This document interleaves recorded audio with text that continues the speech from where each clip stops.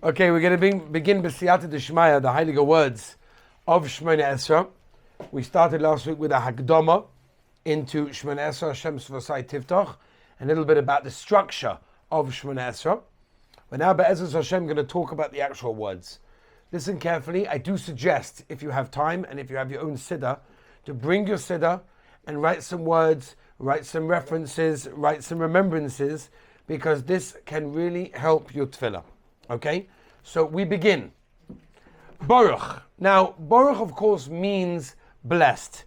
So I want to give you a little bit of an introduction, understand, because at the end of the day, this is a bracha that we make all the time, and we say this bracha, the lashon of Baruch, all the time. So it's good for us to really understand. Reb Chaim Volozhin Zatzal said that people have a very big misconception of what Baruch means. People think it means, and often they'll translate it that way, not wrongly, but just it's easier for people to understand. Baruch means either praise or blessed. Reb Chaim understands Baruch completely differently.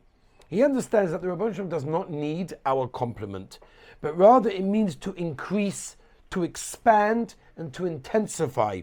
We have to understand that the Rebbeinu Shalom is the source of all shefa in the world, the source of everything. From the word brecha, brecha is a spring, that everything comes from the Rebbeinu Shalom. We have to imagine that everything is in front of Hashem. Everything that's needed to be done is created. It creates a funnel so that the Rebbeinu Shalom can pour the bracha on us, which is why, by the way, we bend our knees at Baruch to show that we are dependent fully on the Rebbeinu Shalom. We bend our knees, we bow down, as to say we're subjugating ourselves. It's not us. It's not about us. It's totally about the Rebbeinu Shalom. That's Baruch. Baruch means Rebbeinu Shalom. Everything is you, and we want to expand that Baruch, that shefa, that bracha that can come down. Next, Ato. Ato means you. Now, by the way, this is very interesting.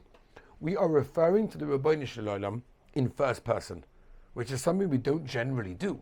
We're talking to the Melech Malcham Lochem. Ato, you? Is that respectful? Now, the ability to do that shows, number one, our relationship with Hashem, but also the responsibility that we have because we have that relationship. And the Tzlach explains, when you say the word Ato, you should actually envision you're talking face to face, Kaviocha, with the Rebbeinu Shalom, ponim al ponim to Hashem. The schus and the ability to turn to the Rebbeinu Shalom in this form is a tremendous, tremendous chus. It's a real sign of closeness that we have to Hashem. Adonai, master of creation. Everything is the Rebbeinu Shalom. Everything. Everything is eternal existence. When we mention the divine name, we should have in mind the meaning of the name as it's read. That's how the Mishnah Berurah explains, referring to his majesty and that he is the master of all creation. Those are the things we should think about every time we say that word. Eloheinu, our God, which, by the way, if you look at the Yisod V'Shorish V'Avodah, amazing things. He says in the beginning, we just saw it. He says, when a person says Elokeinu, what should he think? Elokeinu, our God. That means we're referring to Rebbeinu Shalom, he's ours. You know what the thing is to say, a simcha tzubah, said a person should jump up and down with simcha g'doila.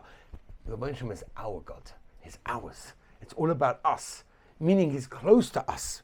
And we're saying the Rebbeinu Shalom is the almighty, powerful master who monitors and oversees absolutely every single one of us in a very personal basis.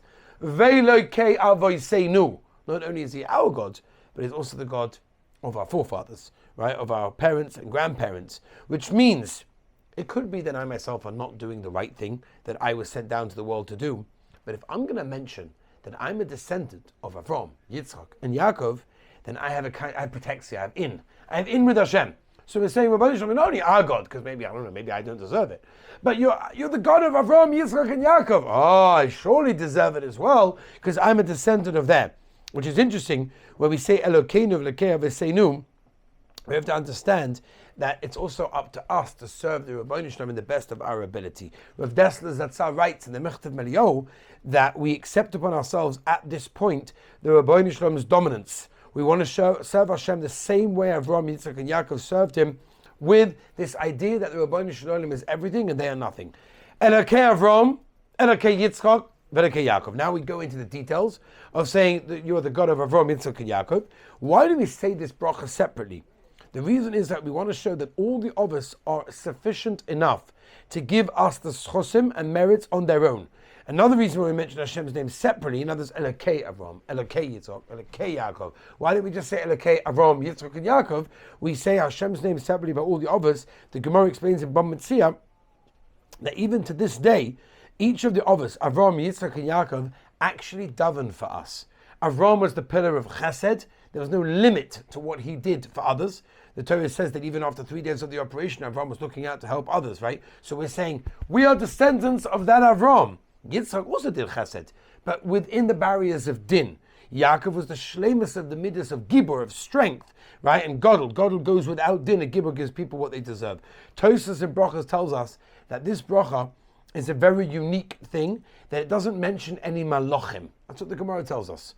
This is because Avram fulfills that requirement. Avram taught the world that the Rebbeinu Shalom is the king of the world, the Melech Malchei Hamlochim. And in fact, the Rambam says in Hilchos Avodas Kachavim that Avram Avinu was the pillar of the world. He took away the belief of Avodah Zarah and revealed a truer understanding. Yitzchak offered his service and life to the Rebbeinu Shalom, of course, by their Kedah Yitzchak. Yaakov put himself into Golus, forming the 12 Shvatim, as we know.